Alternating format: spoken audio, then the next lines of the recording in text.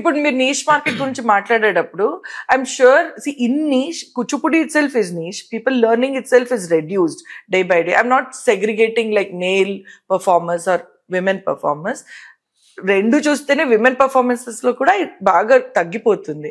Male performers taking this art form and performing ఇంకా తగ్గుతుంది. So what are the struggles that you see in your colleagues or in your in the contemporary generation? See, it is expected to be a breadwinner. If you are a male, obviously.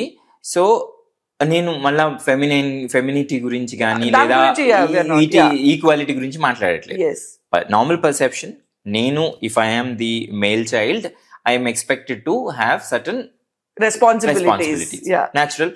So నాకేంటి ఈ niche లో తట్టుకోవాలంటే నాకు చాలా strength కావాలి, నాకు చాలా ఓపిక కావాలి, నాకు నాలెడ్జ్ ఉండాలి, ప్లస్ నాకు టైం కూడా కావాలి. కరెక్ట్.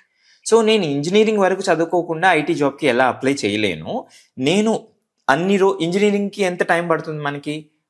12 + 4 16 సంవత్సరాలు నువ్వు వర్క్ చేస్తే మాస్టర్స్ కూడా ఒకవేళ చేయాలనుకుంటే, ఇంజనీరింగ్ కి నువ్వు ఎన్ని సంవత్సరాలు కష్టపడితే దానికి తగ్గ నీకు జాబ్ వస్తుందో, ఇక్కడ కూడా నేను ఇన్ని సంవత్సరాలు ఇలా కష్టపడితేనే నాకు ఇలాంటి కైండ్ ఆఫ్ జాబ్ మనీ వస్తుంది, రికగ్నైజేషన్ వస్తుంది. You become like expert in that subject. కానీ ఇక్కడ ఏమవుతుందంటే నాకు చాలా టైం తక్కువ ఉంటుంది. నువ్వు చదువుకుంటూ ఉంటావు, నువ్వు ఇది నేర్చుకుంటూ ఉంటావు. People are expected to start earning నీ ఏజ్ లో.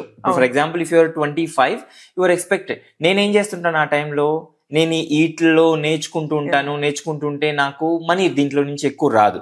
సో ఏమవుతుంది, నా రెస్పాన్సిబిలిటీస్ వేరే కాలింగ్ లో ఉన్నాయి, వేరే చోట ఉన్నాయి కాబట్టి, so I'm expected to work somewhere else, do something else. అప్పుడు నా ఫోకస్ ఏమవుతుంది, షిఫ్ట్ అవుతుంది.